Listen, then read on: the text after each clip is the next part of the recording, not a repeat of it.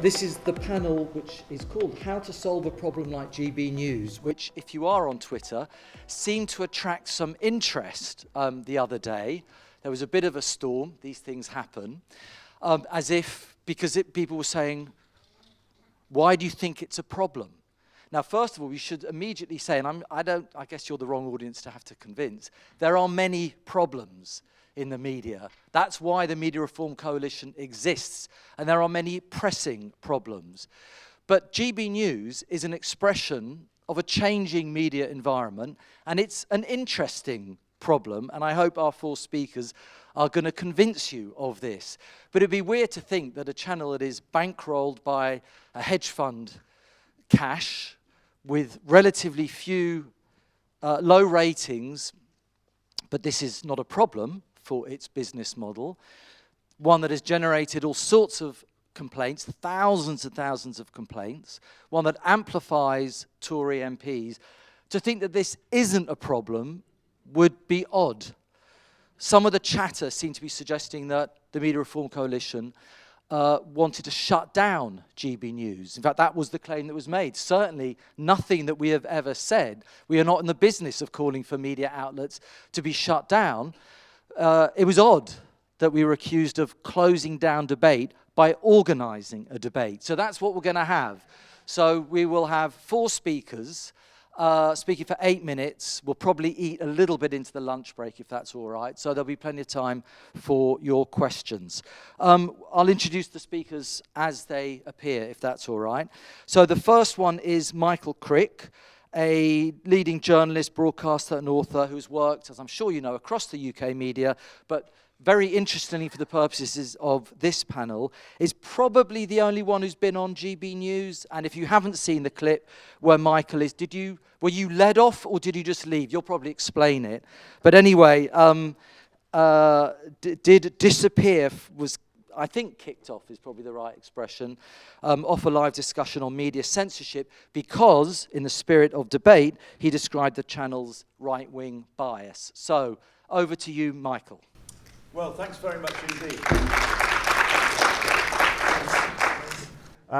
Thanks very much indeed for inviting me. You said that nobody here has called for GB News to be closed down. Actually, I have.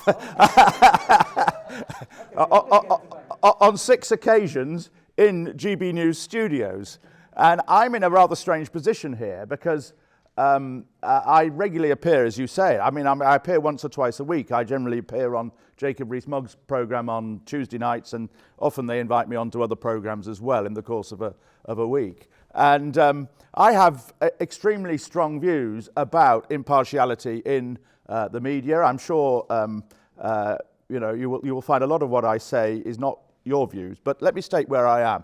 I mean, when I was a young trainee at ITN, way back in 1980-81, a gentleman, a wonderful journalist called Paul McKee, now no longer with us sadly, a great guy, he said, look, the trouble with you, Michael, is you're too opinionated.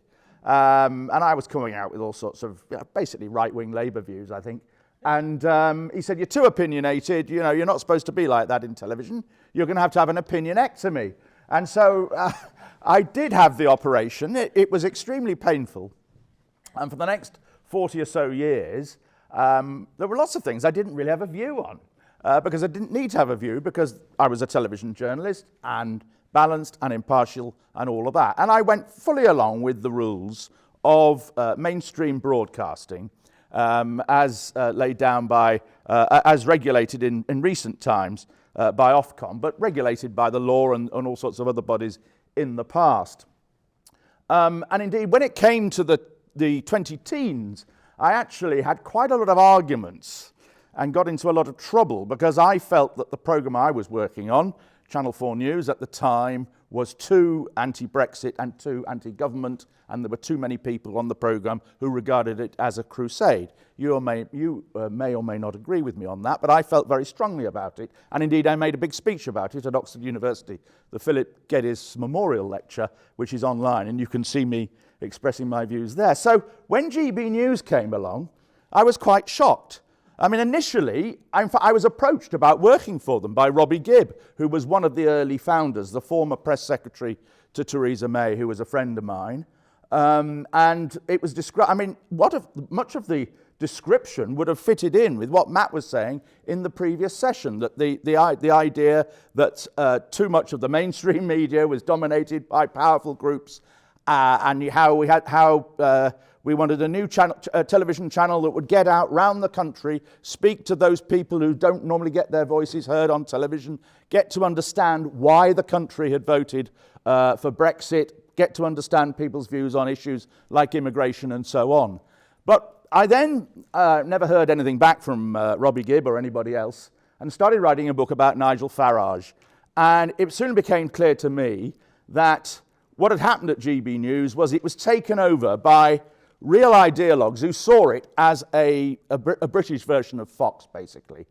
And indeed, Farage, I think, was intended all along to play a key role in GB News, even though he wasn't there at the start. Because at the start, Andrew Neil was the main star presenter, and then he left at the first summer of 2021 after presenting about 8 programmes, and Farage arrived pretty soon afterwards.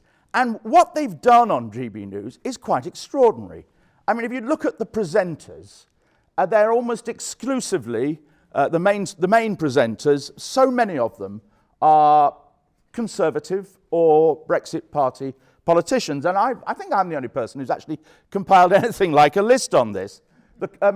Former Conservative or Conservative politicians who are regularly presenting programmes, Jacob Rees-Mogg I've mentioned, Michael Portillo, Philip Davis, the backbench MP, his wife, Esther McVeigh, before she was brought back into the cabinet. They would regularly do a duo on Saturday mornings. Dehenna Davidson, the young MP for Bishop Auckland.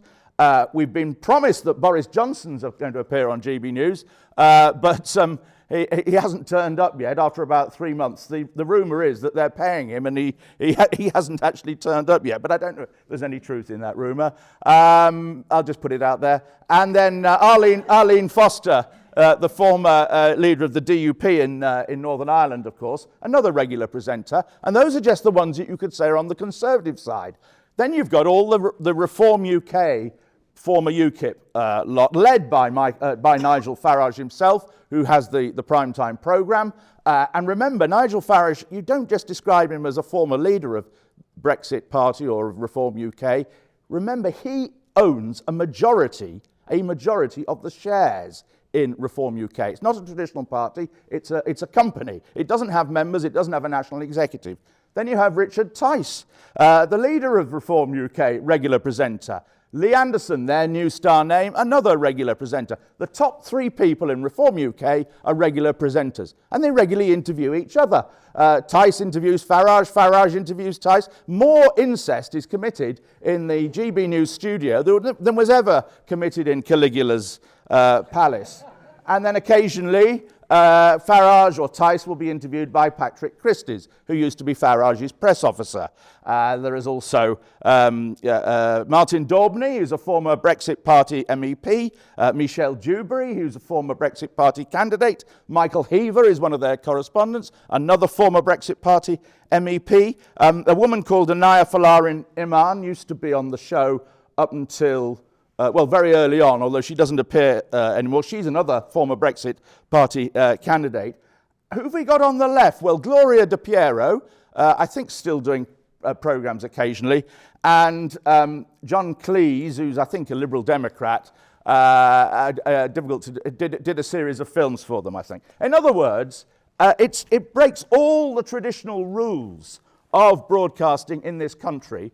Ofcom don't seem to care. There have been so many complaints to Ofcom. They're being incredibly slow. The other day, the chief executive of Ofcom, I've forgotten her name now, Melanie Dawes, said extraordinarily that they treated GB News as a bit different because the viewing figures were so low. Well, that must have, on the one hand, reassured GB News, but rather annoyed them, because they claim to have higher viewing figures at certain times of the day than Sky or the BBC. And actually, I teased them, oh, you better be careful, you better make sure your viewing figures are kept down, otherwise Ofcom might come and regulate you. They won't. And now we're in an election year, GB News calling themselves the election channel. It is time for Ofcom to get a grip. I don't have very much confidence that they will, but I want them to get a grip. We need to preserve the impartiality rules in this country. Otherwise, we're going to have chaos. It's going to be like America, and it will be the right that wins that battle, not the left.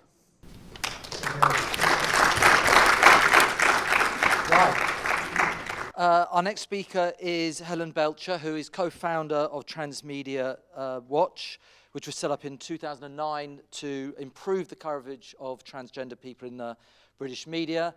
I think I first met you around about the Leveson inquiry, where she gave evidence, very powerful evidence. And I think this is now something like your third or fourth time speaking for us at the Media Democracy Festival. So thanks very much, Helen. Yeah, thanks, Des. I'm going to pick up, I think, where Michael's left off about the regulator.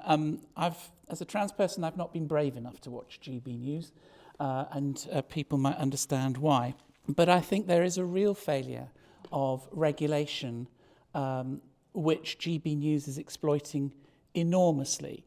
And one of the things I do want to try and do is, whenever I get a spare half hour to hour, is to assemble a complaint, because Ofcom referred to GB News quite early on in response to one of the complaints raised against them, that it was all right to do whatever that GB News was doing because they weren't a news channel.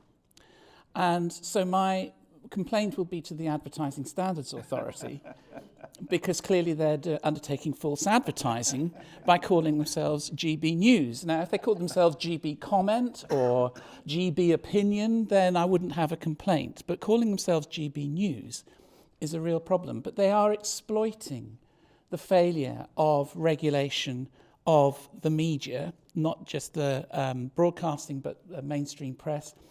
And actually, there's failures in regulation all over the place. Look at Ofgem, look at Ofwat. They're exploiting and running rings around the regulators.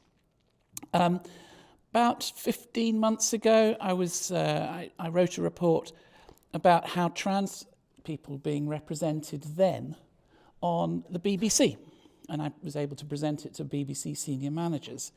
And I'm going to read a little bit from this report.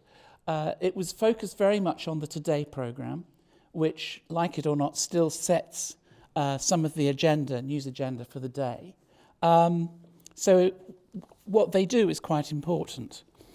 And on Friday the 21st of October, this would be 2022, Ben Elton was interviewed by Justin Webb about the anniversary episode of Friday Night Live on Channel 4 later that evening. 3 minutes into the interview, Webb asks, well, how can you be a satirist when no one's in charge? So Elton answered for about a minute, and somewhere in his answer he talked about binaries. Webb follows up with, is there another job of the satirist, which is to find people who are in charge, even though they say they're not? You mentioned binary, let's go there. To non-binary and to, misgendering and all that kind of stuff. What is a woman, etc. Are those areas that your programme, your show, might go to? Now, this question completely contrasted with his earlier one, which claimed that no one is in charge. So Elton concludes his reply by saying, life is changing so quickly, technologically, in terms of our attitude to society, as you say, in terms of what is humanity, what is sex and gender. Webb replies by saying, but they're now in charge, the people who say we need to think. Elton interrupts. Are you trying to say that woke millennials are cancelling grey-haired voices like yours, sir? Webb's response was, I thought I was being more subtle than that. You've caught me out. Now, that's one incident out of a number of incidents over the period of a couple of years where how trans people were being shoehorned into discussions. Webb had done it in another interview with Miriam Margolyes about the death of Robbie Coltrane.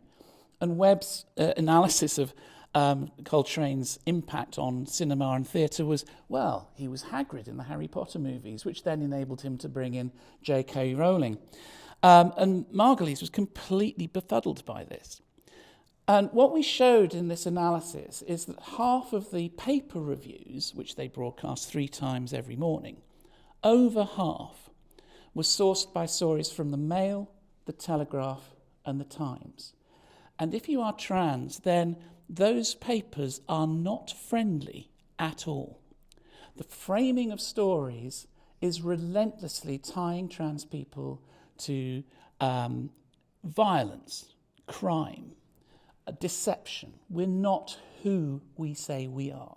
We're not allowed to be. Now, there are debates which can be had around things like gender recognition. But if you frame those relentlessly in terms of, well, you've got a trans prisoner in a Scottish prison who's a rapist, and why on earth should that prisoner be housed with other women? Defend yourself, then that becomes really very, very difficult indeed. Because, well, I'm not in a Scottish prison, and I haven't been convicted of rape. So why are you expecting me to be culpable for the crimes of other people? And that is where we are currently fighting for any representation. Now, J.K. Rowling, bless her, during the last week on Twitter, X, whatever it's now called, actually started tweeting about the Holocaust and how trans people weren't the victims of Nazis during the Holocaust. Well, the infamous pictures of the book burnings were outside Magnus Hirschfeld's Institute for Sexual Reproduction and Studies. And those books were his research into trans people. So Rowling is now full-on Holocaust denial. And Germany has rules against that. Now, whether those rules should be there or not is a different question. But I come full circle back to Ofcom and IPSO. And what are they doing about the representation of trans people? And the answer is, well, I was going to be quite rude. The answer is not very much. Square root of something or other. Because we're not in the door anymore. We are framed as predators, violent people, reality deniers. And all we're wanting to do is just get on with our lives.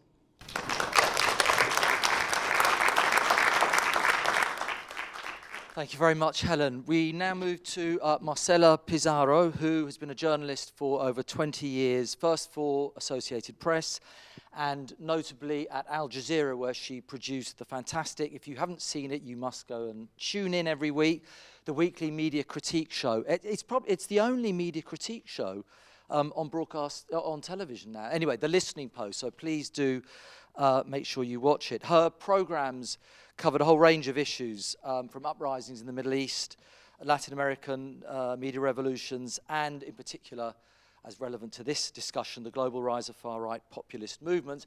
And she happens to be, I'm very delighted to say so, a colleague of mine in the Department of Media Communications at Goldsmiths. Marcella. Thank you, Des. Thank you for having me, everybody. Yes, so as Des just said, who am I? My experience as a journalist is Al Jazeera, English, a show that's interested in media around the world.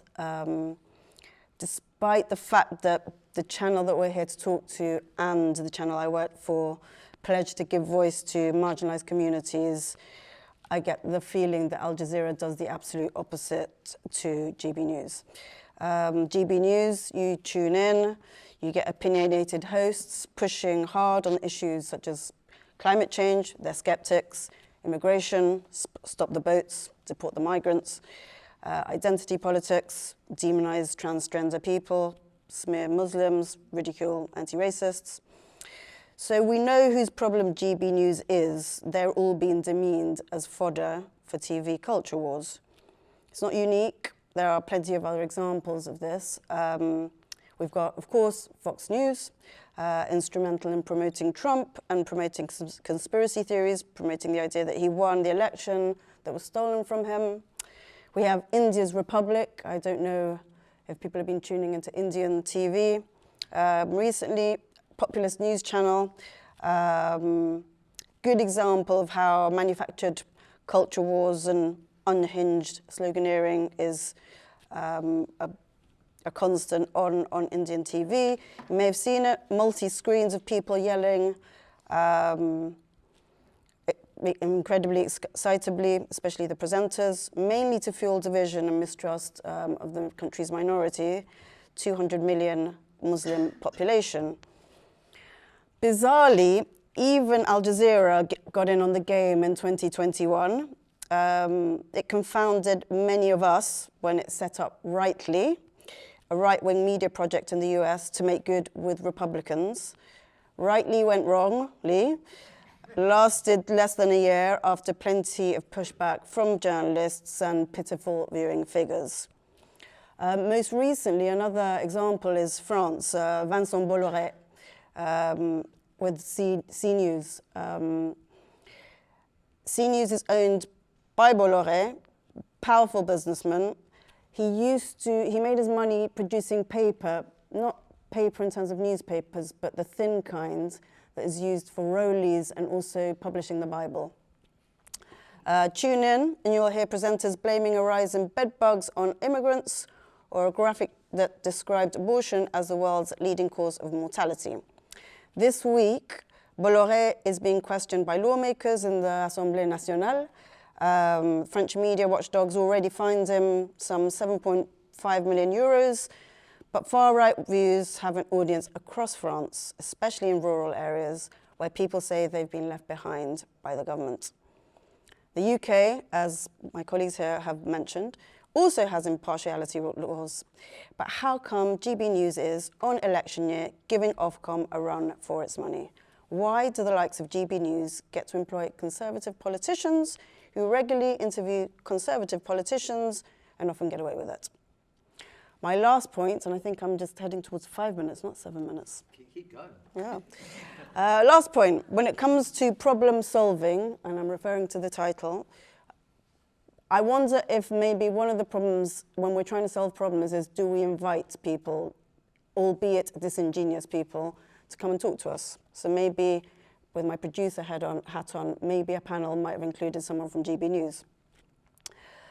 GB News says it's solving one problem too.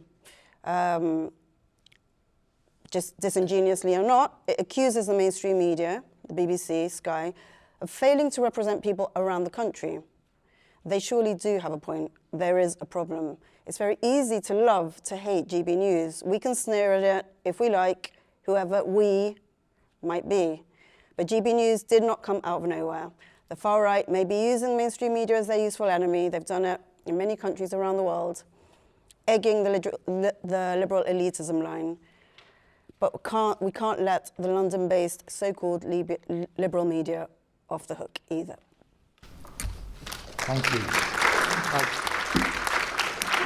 I really hope you went under by 3 minutes, so when you all ask questions following up that point, I come straight to you, if that's all right. And as for who was invited onto the panel, it's an interesting point. It was nothing to do with me, but interesting question. Our final speaker is Fisel Hanif. He's the media monitoring analyst at the Centre for Media Monitoring and has authored a number of major reports on media coverage of Muslims, reporting on terrorism and coverage of grooming gangs on television. And most significantly, and I genuinely thank you once again for doing this, his most recent report, which was published, was last week, wasn't it? Yeah. I hope you've read it. If not, do you have any copies around? Copies. It's online. Anyway, why am I... Fine. Sorry, why am I even thinking about a print? It's very long, so it's online. And this is a report that examines the language framing and misreporting in media coverage of Israel's war in Gaza. I heartily recommend that, and thank you for being here, Faisal. Thank you for having me. I don't have the luxury of deciding whether to be brave enough to watch GB News. I get paid to do it. And I can tell you it's not always a pleasure. I have to start off with a confession. When I first heard about this new news channel coming about, which was sort of promoted as coming from a conservative point of view, I have to say I was kind of looking forward to it. For a long time, having worked in journalism, myself in British journalism, I got the impression that there was a closing down, or there wasn't a big enough space for those who have conservative, particularly conservative moral viewpoints, to be heard within the mainstream media. I do think there was a certain liberal bias which still exists in the mainstream, especially the mainstream broadcasters. So in a way I thought, well, maybe this opens a space for a lot of people who have alternative views on things. Maybe it opens a space for genuine debate on a lot of issues where certain minority communities, and I come from, I'm a British-born Muslim. I grew up in a British Muslim community. I kind of have my ear to the ground. I kind of think I know what people are thinking and saying. And I thought maybe this was a platform for those genuine views and concerns to be heard. And then having to watch this stuff on a daily basis, I found quite the opposite. My remit is to look at the representation of British Muslims in the media. One of the things that GB News has consistently done is have an obsession with Muslims in Britain, the British Muslims, Muslims around the world, and issues to do with Muslims and Islam in particular. Now, there are issues that are open for genuine debate. I don't deny that. I think some of them make for incredibly interesting stories and incredibly interesting conversations. The problem is, though, is when a lot of these issues are polemicized to an extent where there's this kind of hysteria that is created, which not only invokes these, what Michael mentioned as the foxification of news in Britain.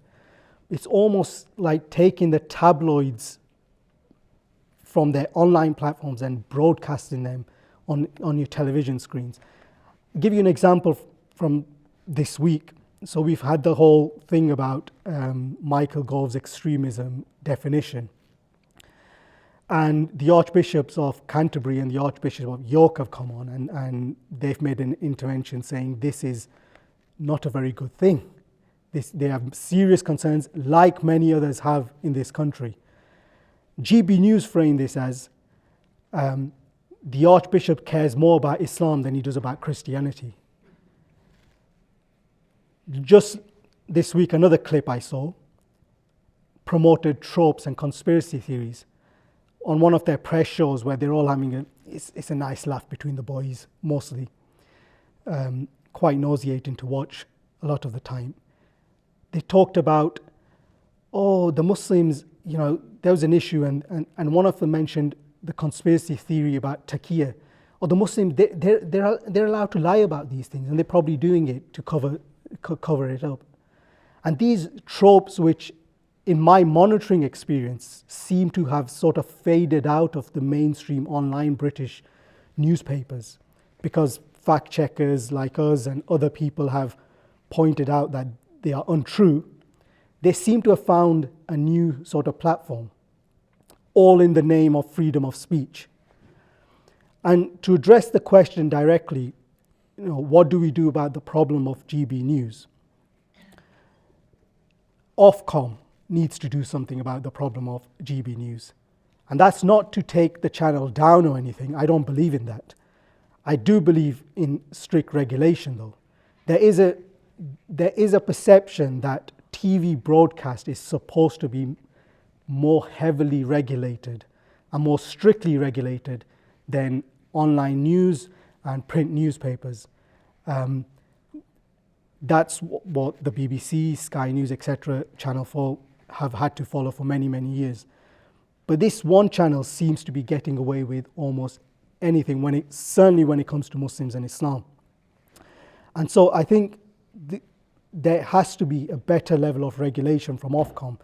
Of all the complaints that have gone to Ofcom and the ones they've upheld and investigated in relation to GB News, things about Muslims and Islam that are repeatedly said, which we've notified Ofcom, others have notified Ofcom of having been tropes or untrue or not factual or sometimes racist, there's been no investigation and there's been no action taken. Incredibly unfortunate. I'll give you another example because we're in an election year.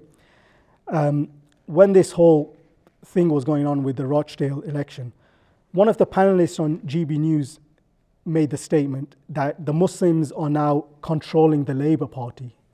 I mean, that's just conspiratorial nonsense. How do you get away with something like that? I always like to finish on a positive, and I do want to say something about GB News on a positive, which the previous speaker mentioned. One of the things I've noticed in this country recently, and you may or may not agree with me, I don't think we really have an opposition when it comes to politics. Everything the Conservatives seem to be doing, the Labour Party backs, including this latest extremism definition thing. And it seems to me that in election year, GB News is one of the only channels and platforms that is actually questioning whether this huge majority that Labour is predicted to get, whether that's actually a good thing for the country. And I think therefore for me, it does have a role. I think it can be a positive contributor to the news system that we have in this country. And it can allow for robust debate, etc. But what it can't do, what it shouldn't be allowed to do, is promote tropes and mistruths about a community and a people who have regularly been demonized in the mainstream media. And there are people who have lost their lives over this.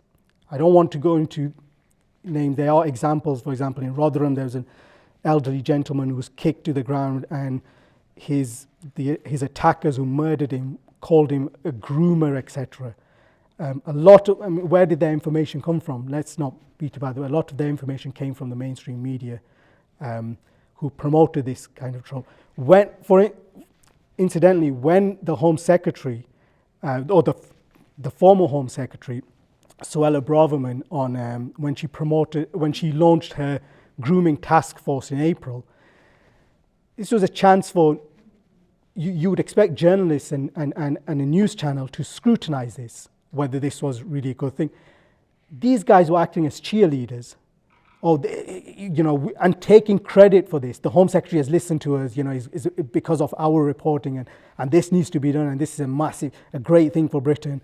And I had to watch this stuff because it just came up in my keyword search.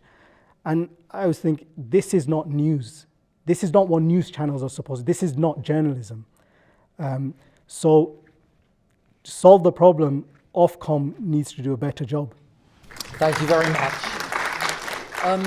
Okay, another point of order. Tom reminds me, which I didn't know, that in terms of the composition of the panel, someone from GB News were officially invited and never responded to the invitation, even though they did run it as a story that we were trying to shut them down. So there you go. There's their priorities.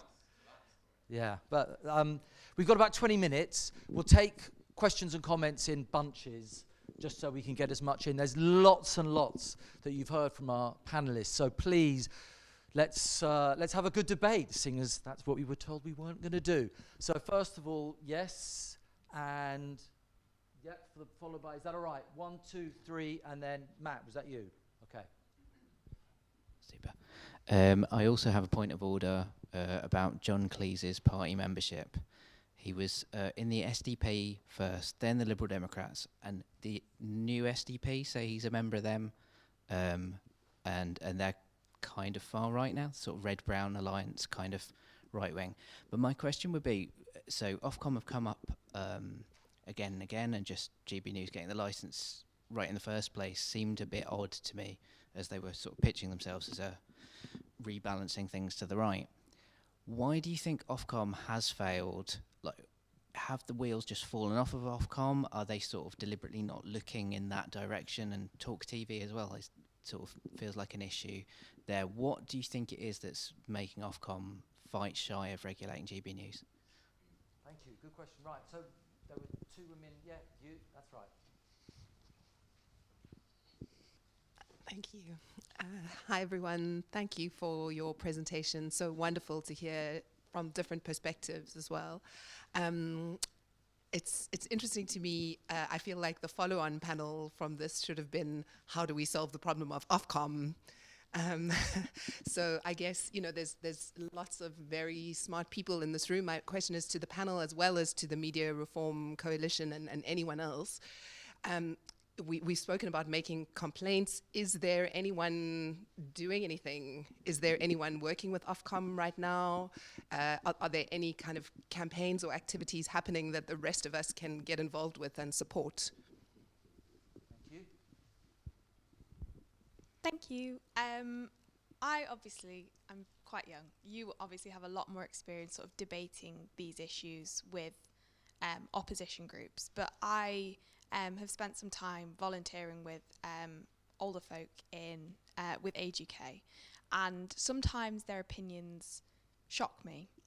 And when I sort of start talking to them about it, I can see that it comes from a place of naivety rather than hatred. And I was wondering if any of you think that perhaps a kinder debate is the way forward to sort of solving this to have at the moment, and if you think that that's possible. Thank you. Great questions. Right, and then Matt, and then we'll come back for more questions. That's your hand as well. Matt's right over here. It's all part of the fitness regime for... Yeah, very good.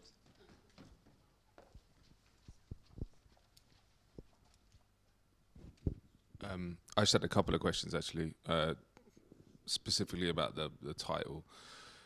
Do you think one of the ways to solve the problem of GB News is to create a left-wing alternative along similar lines, populist, reaching people who are disillusioned with the mainstream media, but from a progressive perspective? That's number one.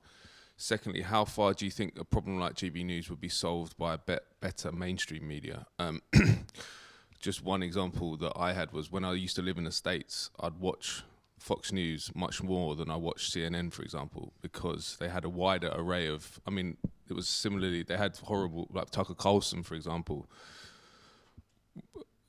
content which would make you sort of shudder, but he did have a wide range of people like Glenn Greenwald and others, which you'd never see on mainstream TV. And I think we have a similar situation here in that there's a lot of people that are just locked out of the mainstream and they go somewhere like GB News. So is that one way of solving this problem? Thank you. That's a lot of questions. Don't feel like you have to answer all of them. If you just want to focus on one or two, that's absolutely fine. Should we go in the order that we did originally? Michael, do you want to start? Yeah, thanks very much indeed. As for what's gone wrong at Ofcom, well, people are puzzled by this, even people who used to work for Ofcom. I mean, the key, it was clear the government wanted to change the leadership of Ofcom for several years when there was all this talk of Charles Moore and then Paul Dacre, or was it the other way around, becoming the chairman. In the end, they ended up with Michael Grade, who has an extraordinary record in mainstream broadcasting. He's had a senior job in virtually all the channels, the mainstream channels. But Michael Grade, as I understand it, is hugely influential on this issue, and he takes it from a free speech angle, to which my response would be to him if I was to meet him, and I probably will bump into him before long, is that's all very well, but if you're going to change the broadcasting rules, there needs to be proper debate publicly and in Parliament and in the media, and the rules need to be changed in a formal manner. You can't just do it by allowing one outlet freedom and carrying on regulating in a tough way on the existing outlets. That's just chaotic, and nobody really knows where they understand now. Now, as to what's going to happen, Well, a lot depends, of course, on the new government. And the new government, well, I don't know, it may be tempted to replace the leadership of Ofcom and the Ofcom board and so on, which, of course, will cause a huge row if they were to do that. My advice to them would be that if you are going to replace the leadership of Ofcom, you've got to do it. You cannot just put in Labour stooges and just do it tit for tat, which tends to go on in many public bodies. You need to find some truly independent voices, and if you're going to replace the leadership of Ofcom, which they will have the power to do anyway over the years, because people will come to the end of their terms, and they've got to make the decision whether they're actually going to sack people or wait for them to come to the end of their terms. As for Matt, the other point I'll address is Matt's point about is the room for a left-wing alternative? Well, of course there is, but these channels, I mean, GB News is incredibly expensive to make, and I don't believe the left would ever raise anything like the money needed. I mean, there was a time when there were, in the 80s, I remember, there was lots of talk about setting up left-wing newspapers, and there were the one or two attempts, and they failed. They weren't very good. They weren't very popular, and it didn't work.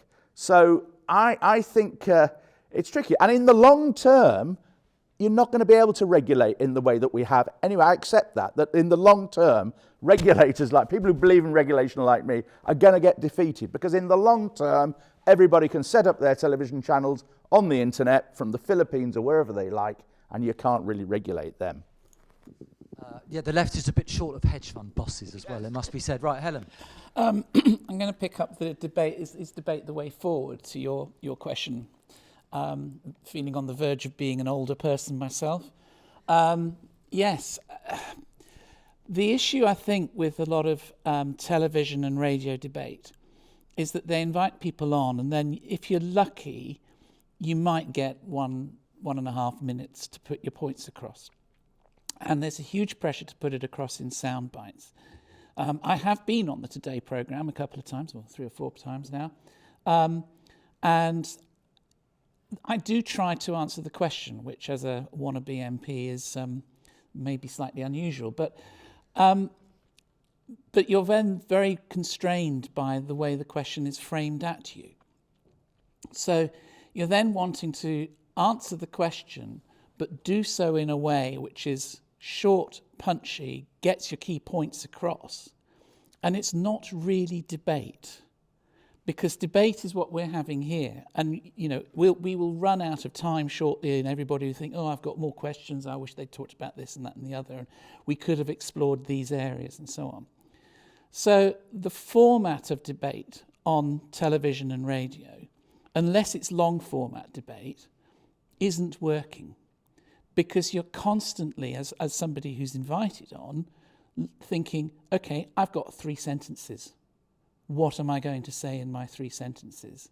And it then means that you're very subject to which order you appear on. You're having to be incredibly careful about not giving people like Michael on my right here, subsequent questions because you've misphrased something. And the other aspect is that nothing is now forgotten. So it makes you even more reticent. So I think there is real problems with the nature of debate on these programmes, and also the expectation that people like me are never allowed to change their minds. Marcella, anything to say on populism? Yeah, Matt, I can't promise to have solutions to your difficult questions.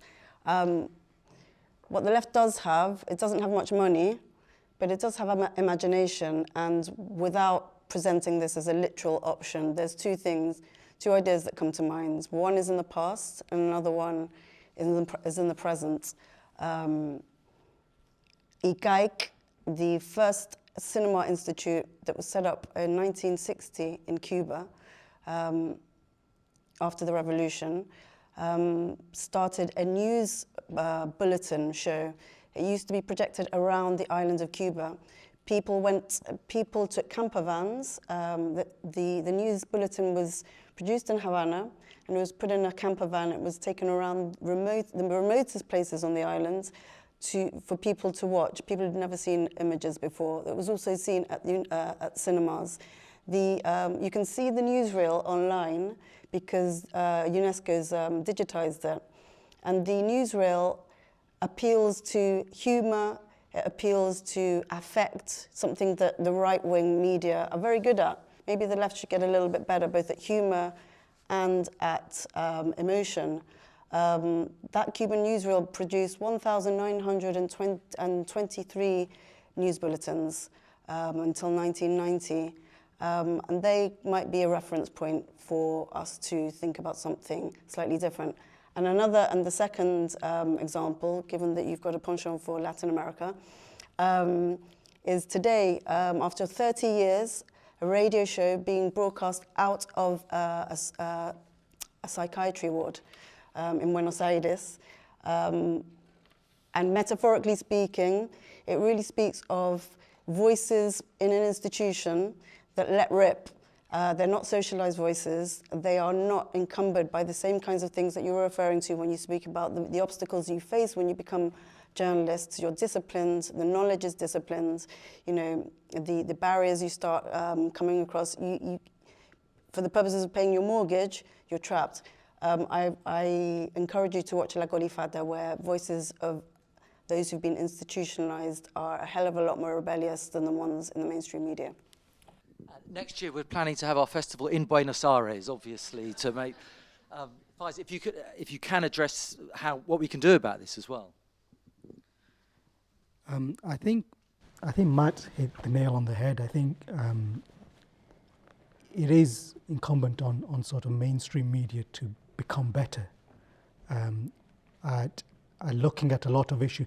GB News viewers are telling you, and they consistently say this on social media and other platforms, that the mainstream media does not represent us. We don't have a voice in the mainstream media. They don't look at the issues that we care about. They don't care about our communities. When they say that, I mean, I'm somebody who was born and grew up in the north of England. I've also lived in London. So I kind of get how the sort of the media elite, the media personnel in London, how they view the rest of the country, and also don't really understand the problems that many people in this country face. I often say to my friends in London, I say, what you need to do is take a train journey through the north of this country. So you get an idea, just with visually, you get an idea of the challenges many, many people are facing. GB News, to an extent, has tapped into that. The mainstream media don't seem to be interested in it. But on a larger scale, I think when the likes of GB News come with their tropes and with their lies, etc., they are talking about issues which sometimes the mainstream media has ignored, and the mainstream media has failed to sort of correct. It's provided the hook to many of these stories. It's not really taken it anywhere. It's left many people, I think, with gripes against certain communities, against certain faiths, and GB News then takes that on and promotes these tropes, promotes these conspiracy theories, and it's for the mainstream media to clean up that mess, you know, by doing some proper journalism, as Matt mentioned in his talk. As for Ofcom, I mean, I don't know what's going on there, but if they were doing their job properly, with the likes of GB News, they'd have a huge workload on their hands now. So maybe they need to hire some more staff, I don't know. If it's all right, can we go a few minutes into the lunch break? Is that okay? One more round of very quick questions and then conclusions. So you had your hand up before. You still have a question? Yep. Okay. Anyone else? Just so I know. Anyone else wants to ask something? Oh, right. Okay. Right at the back. And if that's it, then it's just those two. Okay. Cheers, thanks. Okay. You can hear me? Yep. Yeah. Basically, I'm going to be a bit controversial here. Back in the 80s and 90s, I was a member of an organisation called Anti-Fascist Action, which played a major role in defeating fascism in its previous manifestation, when it was overtly Nazi, Hitler worshipping, Holocaust denying, etc., etc. The fascist right have actually got their act to some extent. They've appropriated the trappings of Stalinism. They've downplayed the anti-Semitism. They ditched Hitler worship. They've embraced the war of position. And I would argue that actually that the GB News can be seen as part of that strategy. That it's actually a fascist platform, and it's part of the normalisation of fascism within mainstream British discourse. Thank you very much. The mainstreaming of far-right discourse on our airwaves. Right at the very back. Sorry, Tom. Right. You can meet halfway. That's all right. Not politically speaking, of course. Hello. Hi, I'm Charlie Peters. I'm a reporter with GB News. Thanks for the invite. Sorry we didn't get it. You can come down the bottom. No, it's fine. It's fine. I'm here. It's fine. I'm grateful for the conversation. Thank you for the panel you've hosted today. Members of the panel have described my work as an activist journalist. Michael has actually shared some of that work in the past. He's praised it by contrast. This room is mostly empty, but GB News yesterday beat Sky and the BBC in breakfast. Last week it was Britain's #1 news channel on at least one day. We beat Sky News on 4 other days. Faisal, you said, there's a place for this broadcaster, there's a place for this platform. People are tuning in because they are being ignored by other people. And I think having that debate, having more voices is a key perhaps to reducing some of the division and hate being referenced earlier.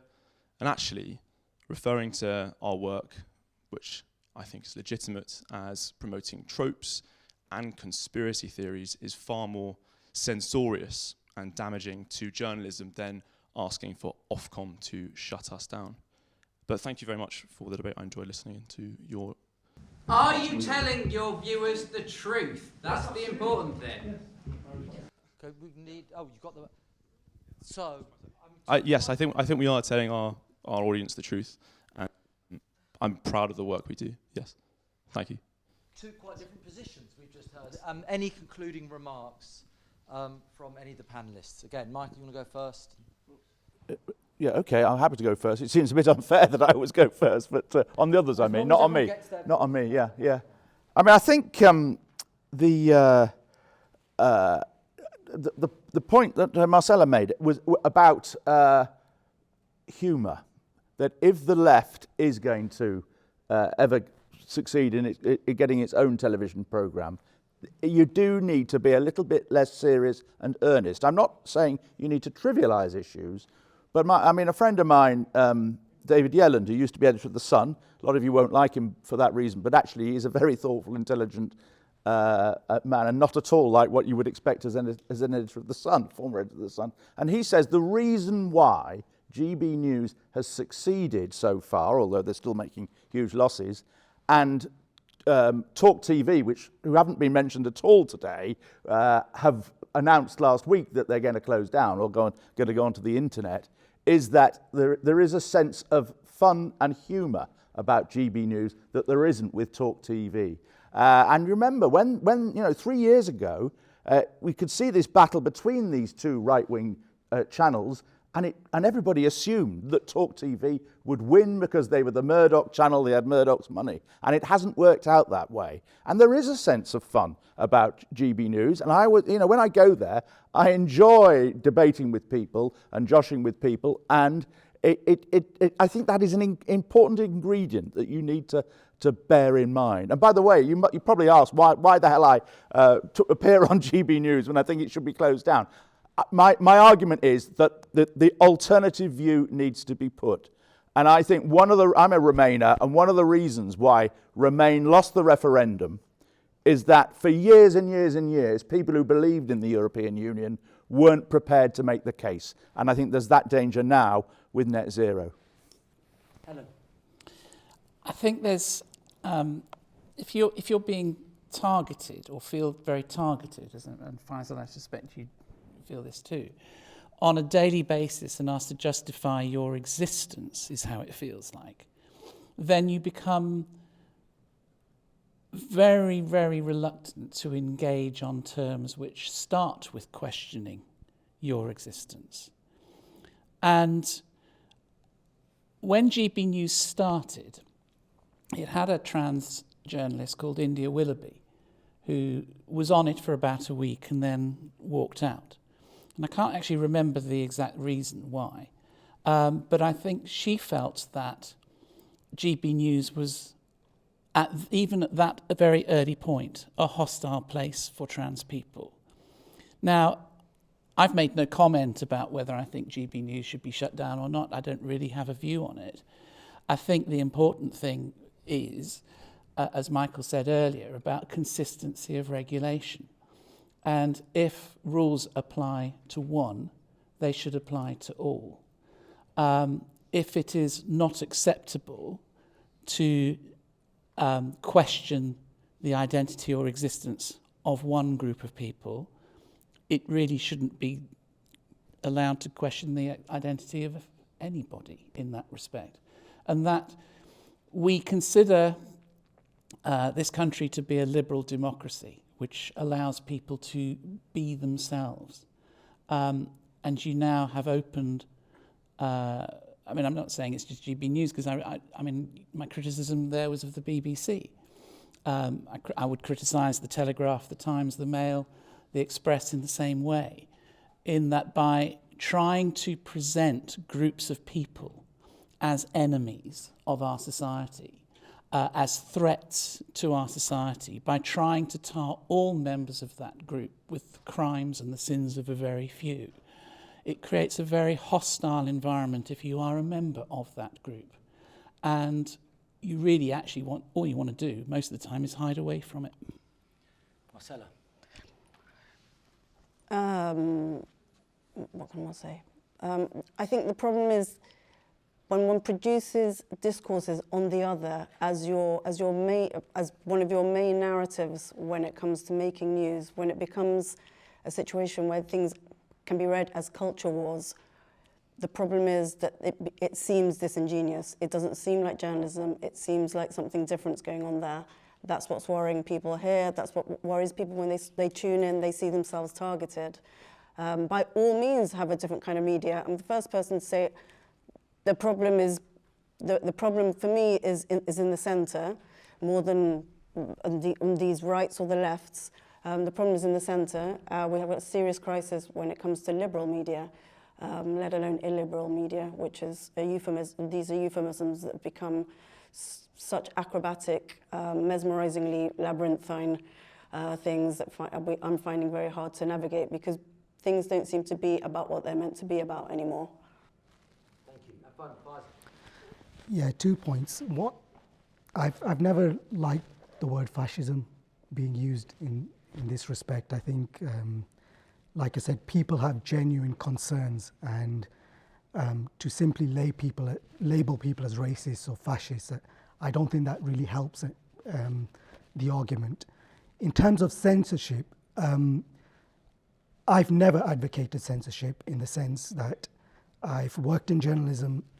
I believe we need more platforms and better journalism, and that's where I come from. I actually want GB News to succeed to a level so that it can produce stories that are more in tune with what people think, what they feel, and to address their issues in this country. But from my work, what I see is there are occasions, and quite a few occasions, where it does promote certain tropes and false information, which is no longer promoted on many other platforms where it used to be, because it's been proven to be false. And so I think the way forward is for better journalism, and GB News should be included in that. Thank you very much. There is going to be a lot of debate and discussion over for the rest of the day, but can you join me in thanking our presenters here? Thank you very much.